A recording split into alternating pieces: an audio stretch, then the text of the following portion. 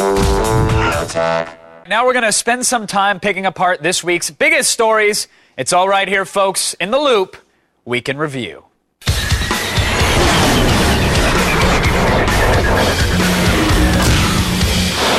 Joining us tonight, Destructoid.com editor Robert Suma, host of the tech podcast Textra, Natalie Del Conte, and author of Us Guys, The True and Twisted Mind of the American Man, Charlie LaDuff. Welcome to the Loop Week in Review, everybody.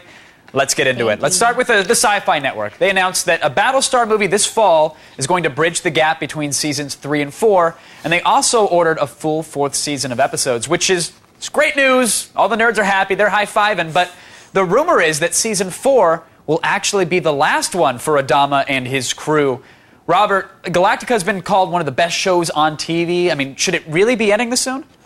Yes, it should. You don't want another potential loss situation where the show just kind of drags on. And believe me, I was one of those guys that high-fived on that. And when I saw that they were also going to extend it and get the movie, yeah, I was pretty happy. But yeah, they definitely need to end it. You don't want it to drag on and just have writers make up things as they go along. Sure. You want it to be one complete package.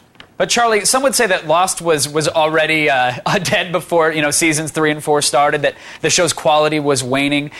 People say Battlestar is still a fantastic show right now. Should they maybe wait a little bit until it loses its quality? Best show on TV, man. It's got to be on TV to be the best show on TV. So it's like 8 nerds like, man, get over it. Let's move on. I didn't even know it was on. Apparently, those 8 nerds have Nielsen boxes though, and that's what matters these days. All right, let's move on to Apple stores across the country. You know they're going to be jammed this week as Mac fans rush to pick up their Apple TVs, and we've been following this for a while, but now some of the device's shortcomings are starting to get noticed. Natalie, it's in the wild. When Apple TV announced how many people, so many people were saying that when they announced Apple TV that they could cancel their cable subscriptions, right? Get rid of your DirecTV, get rid of your Dish Network. Apple TV is going to take care of it. iTunes Music Store is going to revolutionize everything. What do you think? Because I think those claims are far from true at this point. No, you're not going to want to cancel your cable. We need, TV for discovery of what we want to watch. But once you decide what shows you want, then you want to maybe get them on iTunes, have back episodes. And it's about trying to promote iTunes as a place to hold your content that you can watch ubiquitously. So now, you buy The Office or something, sure, and you can watch it on your iPod, you can watch it on your computer, and now you can watch it on your TV. So it's a step forward in, making it so that our content is everywhere we want it to be. But Natalie, how long before they make iTunes work that way that it should, where you say you buy The Office, it's an HD device. Right now, iTunes doesn't offer HD content necessarily, so is it going to be months or years before we see the potential of this device really come true, or something come out in the meantime that crushes it? Well, think about how Apple evolves so fast. If you buy an iPod now, it's going to be, obsolete. There'll be a better one, a bigger one in it seems like an hour. So if they continue the way they revolutionize their products, then, don't buy an Apple TV, tomorrow, or don't buy one this weekend, buy one in a month, and you'll have HD. It seems like that's the way they move. Charlie, are you going to be lining up at the Apple store, or are you going to wait until the hot pink Apple TV Nano comes out? Brother, I don't even own an iPod, man. It's like my grandpa used to buy the new Cadillac every other year. Of course. I'm not buying anything till I got one black box in my living room and one black box on my hip. And in the meantime, I'm not supporting jobs. You know what I mean? I'm not doing it. Give me one product, not dribbles and drabbles every week. I hear it. And it'll match the black turtleneck, which is with all the rage when it comes to Apple fans. Right.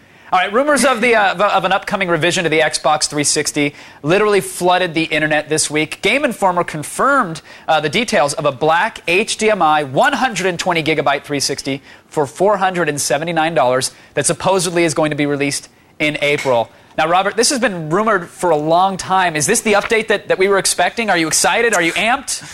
Yes, and it is what we were expecting.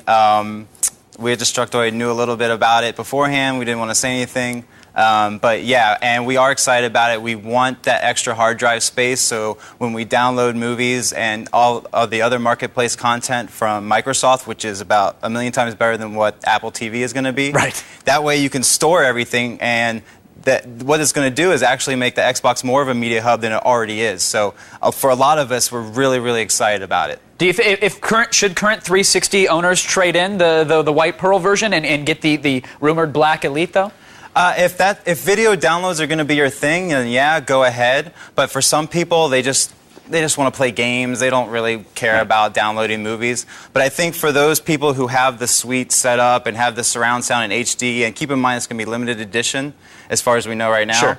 So for those that already have that set up, they're definitely going to trade them in. Natalie, very quickly, for the price point, though, shouldn't Microsoft be bundling this with the HD DVD drive and pushing that format? Or do you think they want people to focus on Live Marketplace and get their HD content from them? Well, you make a good point about the price. You know, this week Sony had said they might actually drop the PS3 by $100. So $479 for the new Xbox I think is a little too high. But I'm not really betting that HD DVD is going to be the format that wins out. I think Blu-ray will.